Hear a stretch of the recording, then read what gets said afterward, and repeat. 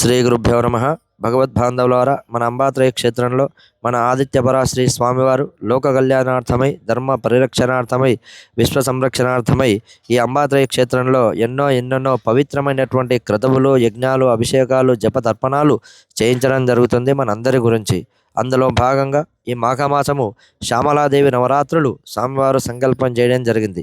అందులో భాగంగా ఈరోజు 5వ రోజు వసంత పంచమి రావడం ఇంకా విశేషం. వసంత పంచమి అంటేనే సరస్వతి మాత ఆవిర్భవించినటువంటి రోజు ఈ వసంత పంచమి. ఈ వసంత పంచమి శ్రీ పంచమి, మదన పంచమి అని కూడా అంటారు. కాబట్టి అంబాత్రయ క్షేత్రంలో ఎన్నెన్నో పవిత్రమైనటువంటి క్రతువులు మన ఆదిత్యపరాశ్రీ స్వామివారు మనందరి గురించి చేయించడం జరుగుతుంది.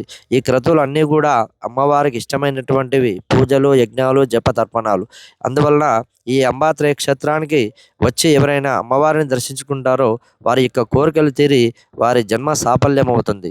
కాబట్టి ఇటువంటి అంబాత్రయ క్షేత్రం ప్రపంచంలో ఎక్కడా కూడా లేదు. కాబట్టి ప్రతి ఒక్కరు కూడా అంబాత్రయ క్షేత్రాన్ని దర్శించుకొని అమ్మవారి కృపకు పాత్రులు కాగలరు.